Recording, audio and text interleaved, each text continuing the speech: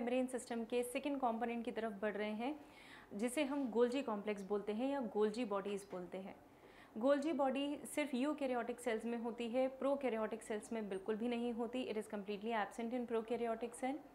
Plus Golgi body ribosomes में भी, RBCs में भी नहीं होती। हमारे जो एरिथ्रोसाइट्स हैं, even they do lack Golgi complex और गोल्जी अपैरेटस और गोल्जी बॉडीज़।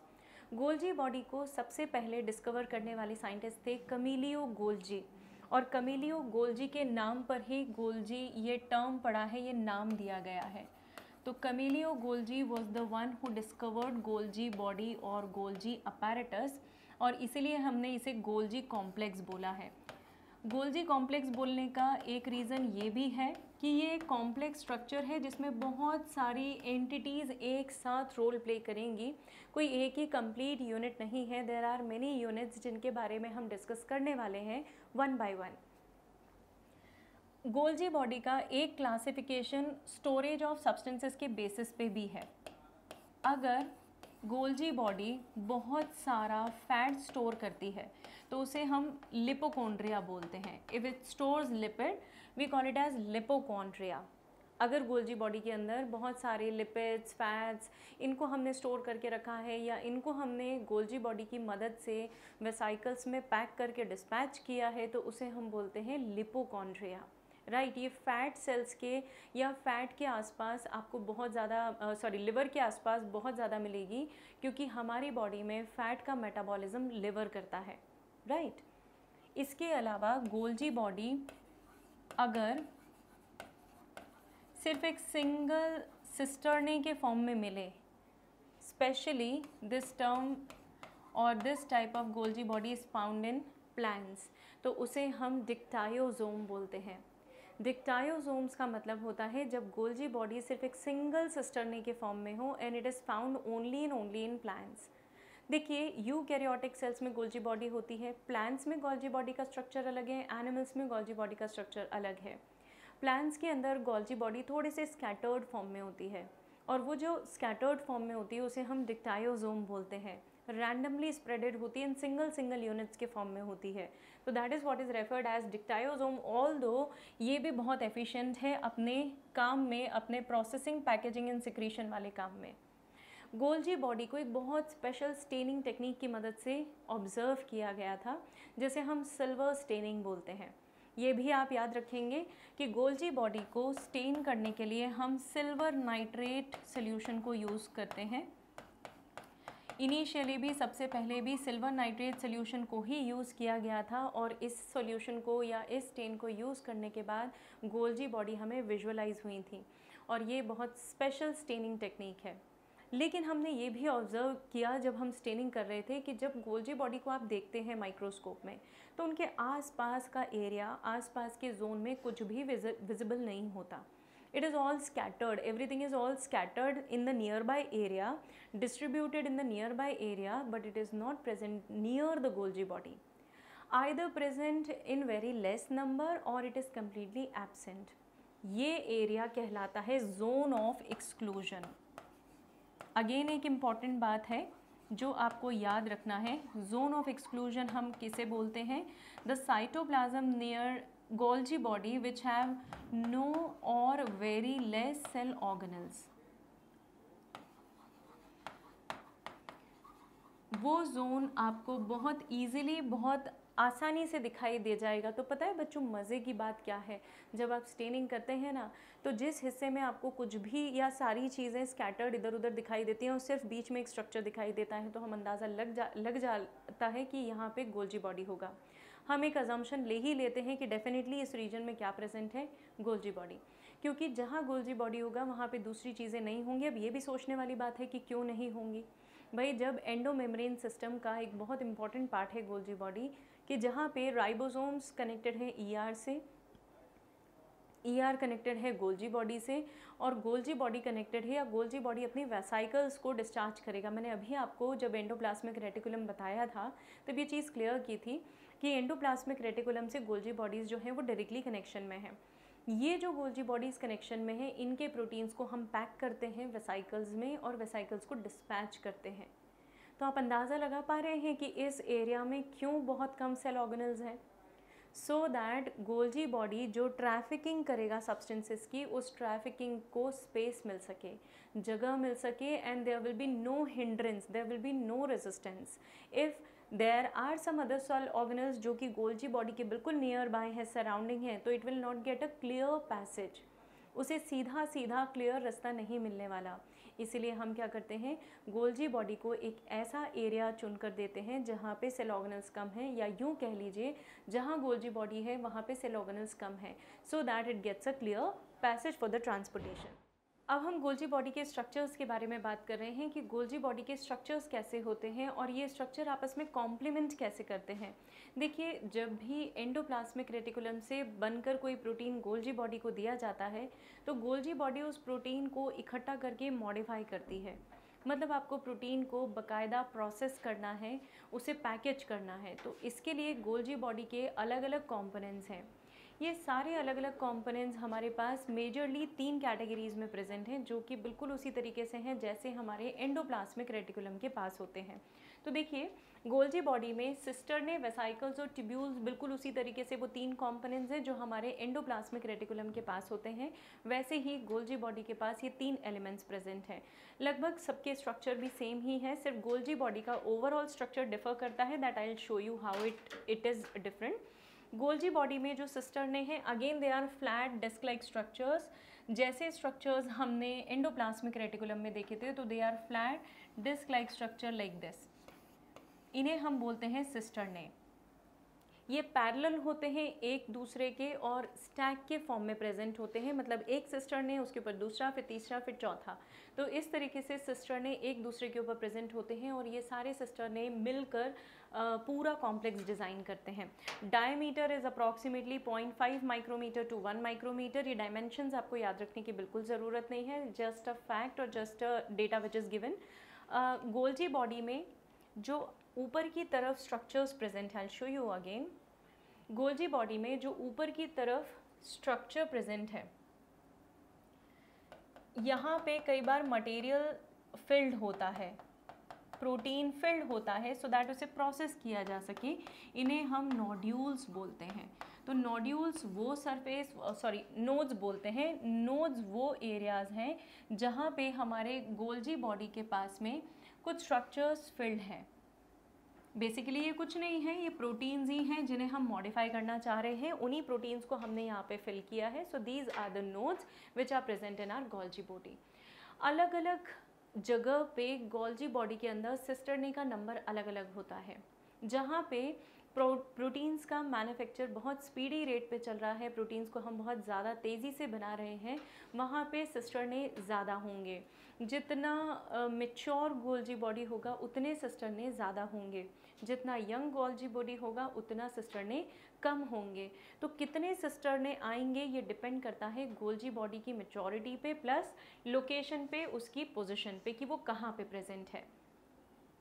गोल्जी बॉडी में जो सिस्टर्ने हैं ये न्यूक्लियस की तरफ भी फेस करते हुए होते हैं, एसोसिएटेड होते हैं। देखिएगा ज़रा बच्चों, यहाँ ये न्यूक्लियस है, न्यूक्लियस के पास में ये एंडोप्लाज्मिक रेटिकुलम है और एंडोप्लाज्मिक रेटिकुलम से एसोसिएटेड हमारा गोल्जी बॉडी है कुछ इस तरीके से। तो जो सिस्टर्ने हैं they are arranged near nucleus, क्योंकि एंडोप्लाज्मिक रेटिकुलम के आसपास होगा गोल्जी बॉडी बच्चों। तो जब एंडोप्लाज्मिक रेटिकुलम के पास में गोल्जी बॉडी है तो डेफिनेटली वो सिस्टर्ने भी कहाँ पे हैं, नियर एंडोप्लाज्मिक रेटिकुलम, और एंडोप्लाज्मिक रेटिकुलम न्यूक्लियस के पास में है, इसीलिए हम ये कह सकते हैं कि सिस्टर्ने भी किसकी तरफ है, टुवर्ड्स न्यूक्लियस। गोल्जी बॉडी का जो कॉन्वेक्स सरफेस है दैट फेसेस टुवर्ड्स न्यूक्लियस, इस तरीके से, और इसी कॉन्वेक्स सरफेस को हम सिस फेस के नाम से भी जानते हैं। This is referred as cis face, या फिर क्योंकि प्रोटीन यहाँ से एंटर करता है मॉडिफिकेशन के लिए, इसलिए इसे हम फॉर्मिंग फेज के नाम से भी जानते हैं। We call this phase as cis phase और फॉर्मिंग फेज। वहीं जो अपोजिट फेज है उसे हम मैच्योरिंग फेज भी बोलते हैं, जहाँ से मैच्योर्ड प्रोटीन बाहर आएगा, इसे हम ट्रांस फेज के नाम से भी जानते हैं। तो आप देखेंगे कॉन्वेक्स फेज जो है I am so sorry, convex phase जो है वो टुवर्ड्स न्यूक्लियस है और concave phase is away from the nucleus. This is convex phase, it is facing towards nucleus, and concave phase which is facing opposite from the nucleus, that is towards membrane. ये दो points आपको याद रखने हैं बच्चों. Cis is towards nucleus, cis convex nucleus. आप इसे ऐसे याद रखिएगा, convex, cis and nucleus. तो obviously जो opposite phase है वो towards membrane हो गया. तो इस तरीके से हमारे गोल्जी बॉडी के अरेंजमेंट है. This is concave face which is facing towards membrane. Cis और ट्रांस फेज दोनों भले ही अलग अलग फेजेस हों लेकिन कनेक्टेड हैं. ये इसीलिए कनेक्टेड हैं क्योंकि प्रोटीन एंटर होता है सिस फेज से और निकल कर जाता है ट्रांस फेज से. तो जब भी एंट्री होगी प्रोटीन्स की हमेशा गोल्जी बॉडी में प्रोसेसिंग के लिए वो कॉन्वेक्स फेज की तरफ से होगी और जब भी उन्हें एग्जिट करना होगा वो कॉन्केव फेज से करना होगा. So this is how they are arrange. The second component of any Golgi body is cisternae. Cisternae जो होते हैं दे आर बेसिकली सिस्टर्ने जो है सॉरी टिब्यूल्स जो है, cisternae we talked about. Tubules जो है वो ब्रांच्ड हैं और ये इरेगुलर ट्यूब्स हैं. जैसे सिस्टर्ने रेगुलर होते हैं वैसे टिब्यूल्स जो हैं वो ट्यूब लाइक और इस तरीके से होते हैं. सो दे आर ब्रांच्ड है ना. एक तरीके से उनमें आपको नोड्स दिख रहे हैं, आपको उनके अंदर कर्व्स दिखाई दे रहे हैं. So they are basically tube like tubules इस तरीके से. द नेक्स्ट इज़ वेसाइकल्स जो कि स्फेरिकल होते हैं. ट्रांजिशन फेज में आपको वेसाइकल्स ज़्यादा मिलेंगे और इनके अंदर फिल्ड होते हैं मॉडिफाइड प्रोटीन्स, मतलब फंक्शनल प्रोटीन्स. तो गोल्जी बॉडी से जब भी कोई प्रोटीन निकलकर बाहर आएगा तो वो कैसा होगा, कंप्लीटली फंक्शनल होगा, वो कंप्लीटली काम करने लायक होगा. फंक्शनल प्रोटीन कोई एंजाइम भी हो सकता है बच्चों. देखिए हमारी बॉडी में हर एंजाइम एक प्रोटीन है, राइट. हर प्रोटीन एंजाइम हो डेफिनेटली ये ज़रूरी नहीं है, लेकिन हर एंजाइम तो प्रोटीन ही होता है. तो अगर आपके गोल्जी बॉडी ने प्रोटीन्स का फॉर्मेशन किया है तो वो उसे मॉडिफाई करके एंजाइम्स का भी शेप दे सकते हैं. तो डेफिनेटली यहाँ पे वो फंक्शनल प्रोटीन मतलब हो सकता है कि किसी ना किसी तरीके का वो एंजाइम हो. ये वेसाइकल्स ट्रांस फेज की तरफ प्रेजेंट होंगे और इसीलिए ट्रांजिशन वेसाइकल्स भी बोल सकते हैं आप इन्हें. They are towards trans phase ना भाई, ट्रांस फेज की तरफ फेस करते हुए तो इन्हें हम ट्रांजिशन वेसाइकल्स भी नाम दे सकते हैं. It is one in the same thing. सिर्फ जगह के हिसाब से कौन सी फेज़ में वो प्रेजेंट है उसके हिसाब से हमने ये नाम दिया है. Nothing special about it. आप इसे जस्ट सिंपली गो थ्रू कर लें, एज सच नथिंग इम्पॉर्टेंट. जो ज़्यादा इम्पॉर्टेंट है हमारी गोल्जी बॉडी में वो बेसिकली इसका फंक्शन है, क्योंकि गोल्जी बॉडी का फंक्शन ही सबसे ज़्यादा अहम रोल प्ले करता है हमारी बॉडी में फंक्शनल प्रोटीन्स को बनाने के लिए. भाई जब तक गोल्जी बॉडी आपके प्रोटीन को प्रोसेस नहीं करेगा तब तक आप कोई भी प्रोटीन प्रॉपरली बना ही नहीं सकते. If you want to prepare a protein you need to modify it. After preparing a crude protein, after preparing a raw protein, you need to modify it. आप उसे मॉडिफाई करेंगे और जैसे ही आप उसे मॉडिफाई करेंगे क्या बन जाएगा, it will take the form of a functional protein. तो देखें ज़रा कौन कौन सी स्टेप्स होती हैं सिक्रीशन की, क्योंकि हमारा गोल्जी बॉडी सिक्रीशन में मदद करता है प्रोटीन्स के. तो अगर ये मेरा गोल्जी बॉडी है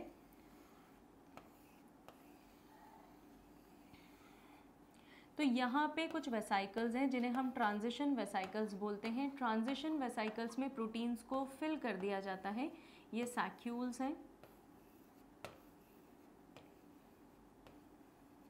ठीक है.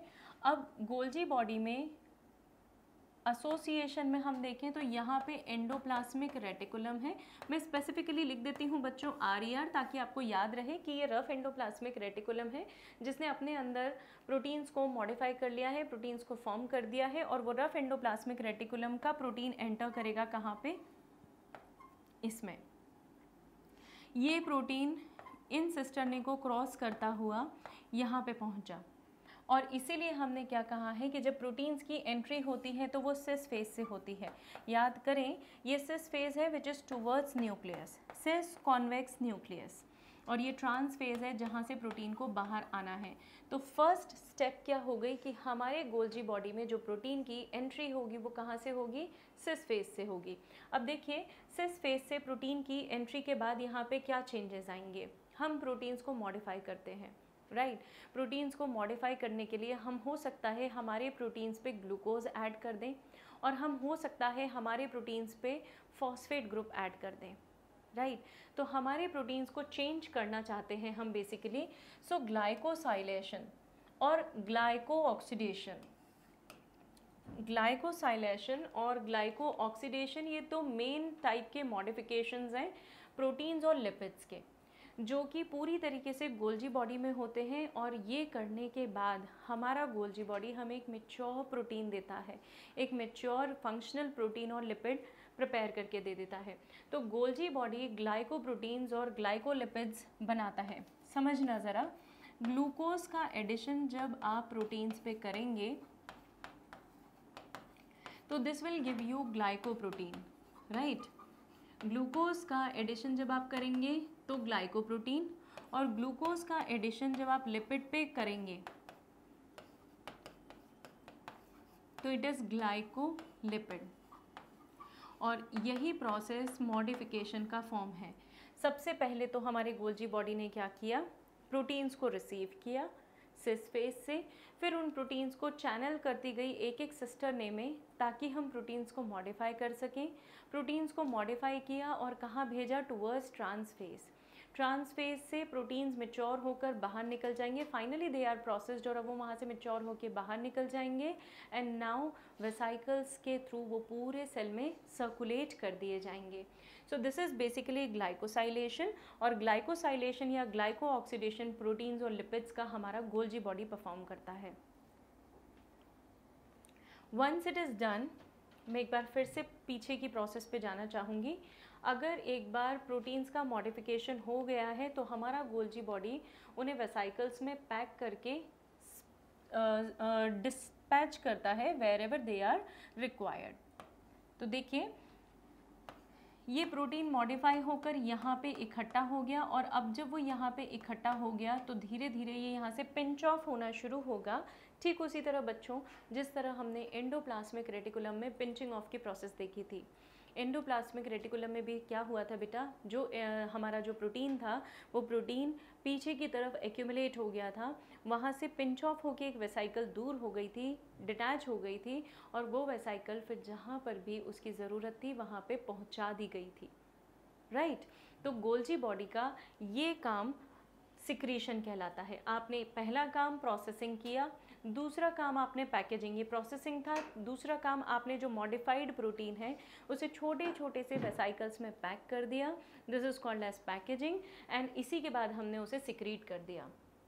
तो जो लास्ट स्टेप है वहाँ पे वेसाइकल्स पिंच ऑफ हो जाते हैं, एंड कौन सी फेज से पिंच ऑफ होते हैं अभी हमने डिस्कस किया, they get pinched off from the trans phase, और वहाँ से फिर हम उसे डिटैच कर देते हैं, अलग कर देते हैं। यहाँ पे जो मैक्रो मॉलिक्यूल्स हैं जो कि हमारे सेल के बाहर या अंदर स्प्रेड सिक्रीट किए जाते हैं, वो डिपेंड करता है उनकी यूटिलिटी पे, राइट। मतलब अगर आपके पास कुछ ऐसे सब्सटेंसेस हैं जो सब्सटेंसेस अभी अभी मेरे सेल को ज़रूरी हैं तो मैं उन्हें वहीं कंज्यूम कर लूँगी, लेकिन अगर उन सब्सटेंसेस की ज़रूरत मुझे अभी फ़िलहाल नहीं है बच्चों, तो इन्हें हम डिस्पैच कर देंगे, इन्हें हम रिलीज़ कर देंगे। आप इन्हें रिलीज़ कर दीजिए, ये जाएंगे आपके सेल में, इधर उधर अच्छे से स्प्रेड हो जाएंगे, या सेल के बाहर भी जा सकते हैं। So it all depends upon the need of the cell कि आपके सेल को कितनी ज़रूरत है, क्योंकि हमारा गोल्जी बॉडी सेल के इन सारी एक्टिविटीज़ को या प्रोटीन्स के मूवमेंट को कंट्रोल करता है। As I already told you बेटा कि इसीलिए हम इसे डायरेक्टर ऑफ द सेल या प्रोटीन ट्रैफिकिंग का जो पुलिसमैन है वो कहते हैं। It is a middle man, है ना। ये एक पुलिसमैन है, एक मिडल मैन है, एक ट्रैफिक कंट्रोलर है, एक डायरेक्टर है।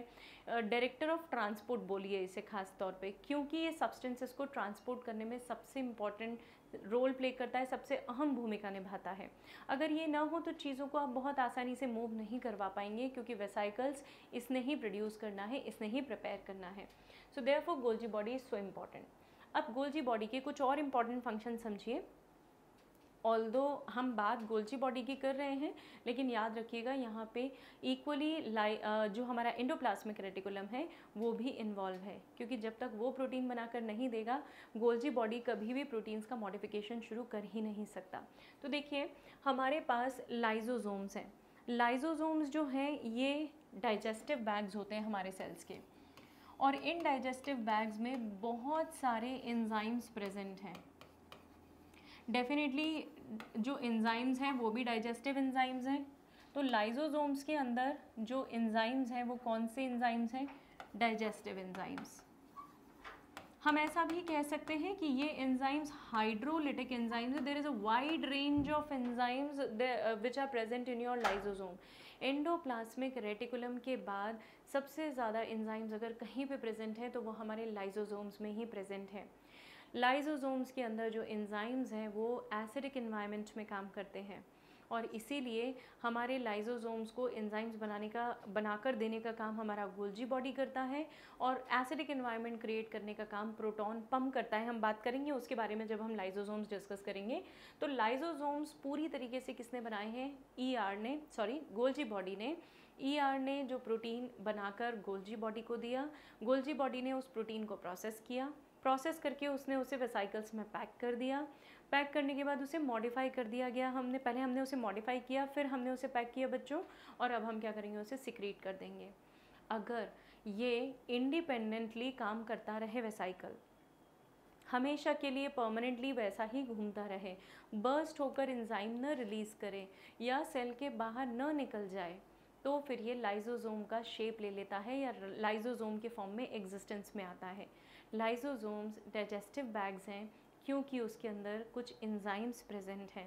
ये एंजाइम्स एक्टिवेट हो जाते हैं जिस समय इनके अंदर कोई भी फूड पार्टिकल अब्जॉर्ब किया गया है। तो इसीलिए हम इन शॉर्ट कह रहे हैं कि हमारा गोल्जी बॉडी किस में मदद कर रहा है? लाइजोसोम्स के फॉर्मेशन में। गोल्जी बॉडी सेल मटेरियल बनाने का भी काम करता है। ये सेल मटेरियल पॉलीसेकेराइड्स हैं, जैसे सेल्यूलोज है, हेमी सेल्यूलोज है, पेक्टीन है, इस तरीके के सब्सटेंसेस को भी बनाने का काम हमारा गोल्जी बॉडी करता है। ये जो स्पेशल कार्बोहाइड्रेट्स हमारा गोल्जी बॉडी फॉर्म कर रहा है, ये special carbohydrates basically Golgi body के अंदर एक स्पेशल एंजाइम के कारण हो पाते हैं। इनका फॉर्मेशन स्पेसिफिक एंजाइम्स के कारण हो पाता है। पॉलीसेकेराइड सिंथेसिस इसीलिए ज़रूरी है क्योंकि किसी भी सेल के अंदर हमारे पास सेल वॉल, अगर ये एनिमल सेल है बच्चों तो definitely it will have cell wall, और अगर वो प्लांट सेल है तो it will have only cell membrane. अभी फ़िलहाल हम बात कन्फाइन करते हैं सिर्फ सेल वॉल तक, क्योंकि सेलुलोज और हेमी सेलुलोज सेल वॉल के ही कॉम्पोनेंट्स हैं। सेल्यूलेज सिंथेटेज नाम का एक एंजाइम है जिस एंजाइम को हम यूज़ करते हैं for the synthesis of cellulose and hemicellulose. Cellulose और हेमी सेल्यूलोज को बनाने के लिए सेल्यूलेज सिंथेटेज नाम का एंजाइम भी कौन प्रिपेयर करके दे रहा है आपको? Golgi body. तो गोल्जी बॉडी इसीलिए हेल्पफुल है किसमें? Synthesis of material. The another function of Golgi body is that it helps in formation of cell plate, लेकिन सेल प्लेट का बनना फ्रैग्मोप्लास्ट की मदद से होता है। अब फ्रैग्मोप्लास्ट हमने एंडोप्लाज्मिक रेटिकुलम के पीसेस पढ़े थे। रिमेंबर, ये एंडोप्लाज्मिक रेटिकुलम के पीसेस होने के साथ साथ it is basically a combination of certain filaments. कुछ फिलामेंट्स हैं, एक्टिन फिलामेंट्स हैं, जो कि अपोजिटिवली अरेंज्ड होते हैं, और बीच में होता है एक माइक्रोट्यूब्यूल। तो ये देखिए इस तरीके से सेल में प्रेजेंट है। ये मेरा एक सेल है, इस सेल के अंदर सेल डिवीजन की प्रोसेस चल रही है।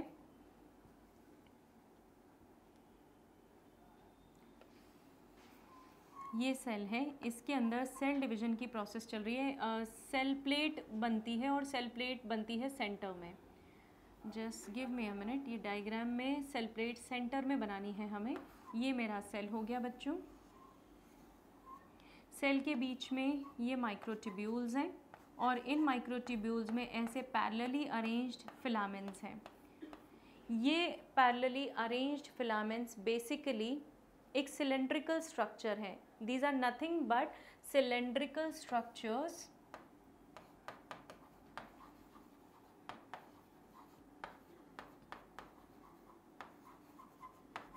सिलेंड्रिकल स्ट्रक्चर्स हैं जो कि अपोजिटिवली अरेंज्ड हैं plus the combination of microtubule. तो माइक्रोट्यूब्यूल के साथ इनका कॉम्बिनेशन होने से ये सेंटर में प्रेजेंट है, सेंटर में प्रेजेंट होके दे जस्ट स्टार्ट गेटिंग, मतलब कुछ ऐसे वेसाइकल्स होते हैं जिनमें एक्टिन फिलामेंट्स हैं प्लस माइक्रोट्यूब्यूल्स हैं, ये सेंटर से फ्यूज़ होना शुरू करते हैं। बीच के वेसाइकल्स फ्यूज़ हुए, फिर उन वेसाइकल से दूसरे फ्यूज़ हुए, फिर उनसे तीसरे फ्यूज़ हुए। मतलब कैसे होगी प्रोसेस, ये 2 वेसाइकल फ्यूज़ हो गए, फिर इन 2 वेसाइकल्स से पीछे की तरफ 2 और फर्दर वेसाइकल्स फ्यूज़ होंगे, मतलब ये फ्यूज़ हो गया, ये फ्यूज़ हो गया, फिर ये फ्यूज़ हुआ, ये फ्यूज़ हुआ। तो इस तरीके से एक प्लेट का फॉर्मेशन बन जाता है। तो this is what is called as cell plate. क्योंकि प्लांट सेल्स के अंदर कभी भी सेंटर पे जो क्रोमोसोम्स हैं उनको अलाइन करने के लिए सेंट्रियोल नहीं होते हमारे पास, तो इसीलिए वहाँ पे हमें एक स्पेशल ट्यूब का फॉर्मेशन करना पड़ता है which is called as cell plate. Cell plate कैसे बनेगी, वेसाइकल्स कोलीज हो जाते हैं, चिपक जाते हैं, फ्यूज़ हो जाते हैं इन द सेंटर और ग्रेजुअली फ्यूज़ होते होते टूवर्ड्स मेम्ब्रेन जाते हैं और वहाँ पे अल्टीमेटली बीच में एक पार्टीशन क्रिएट कर देते हैं। The partition is not very solid, आप ऐसा मत समझिएगा it's a very solid type of partition, just a partition जहाँ पे क्रोमोसोम अपने आप को अलाइन करते हैं। We call this as cell plate और इस सेल प्लेट पे क्रोमोसोम्स आके अटैच होते हैं। So this is how cell division, the process of cell division takes place in plant cells. The another function of Golgi body is हमारे human जो species है उस स्पीशी में ह्यूमन मेल के अंदर जो स्पर्म्स हैं, मेल गैमीट्स हैं, उन गैमीट्स के अंदर एंजाइम्स का formation, right. There is a special class of enzymes which are present in sperm which are called as sperm lysins. तो स्पर्म लाइसेंस जो होते हैं, ये स्पर्म लाइसेंस स्पर्म के टिप में प्रेजेंट होते हैं। ये स्पर्म का टिप, ये मिडल पीस और ये उसकी टेल। तो स्पर्म लाइसेंस प्रेजेंट है हमारे क्रोमोसोम के टिप में और ये स्पर्म लाइसेंस क्या है, basically these are enzyme, specifically hydrolases type of enzyme है। जो एंजाइम मेजरली यहाँ पे प्रेजेंट हैं दीज आर हाइड्रोलेस टाइप, मतलब हाइड्रोलिटिक एंजाइम्स हैं। They will help in the breaking, hydrolytic, it is hydrolytic that will help in breaking the shell of ovum at the time of division, at the time of fertilization. So this is how they are helpful in spermiogenesis process. यहाँ पे हमने कुछ main functions discuss किए हैं हमारे lysosomes के, Golgi body के। एक और मेन फंक्शन मैं आपको बताना चाहूँगी। There is a special structure which is present or which is formed in the pollen tube at the time of pollen grain germination, right? इसे हम कैप बोलते हैं।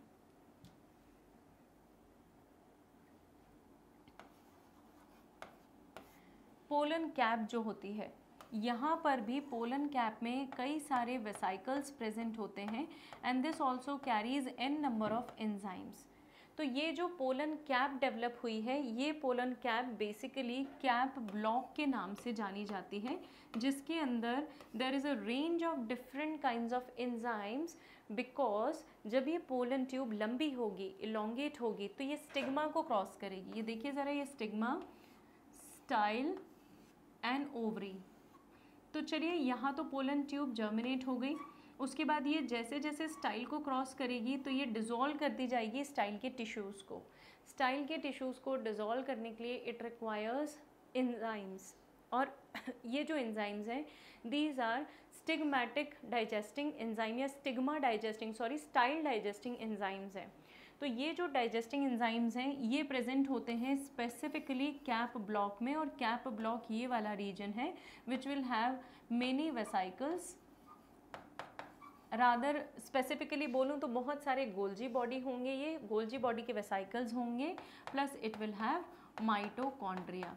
तो ये दो चीज़ों का कॉम्बिनेशन प्रेजेंट होता है कैप ब्लॉक में, और ये कैप ब्लॉक जो है that is what is the end of pollen tube और the tip of pollen tube. तो इस तरीके से हमने गोल्जी बॉडी के सारे फंक्शंस डिस्कस किए हैं। Now the next cell organelle which we will talk about is lysosomes, right.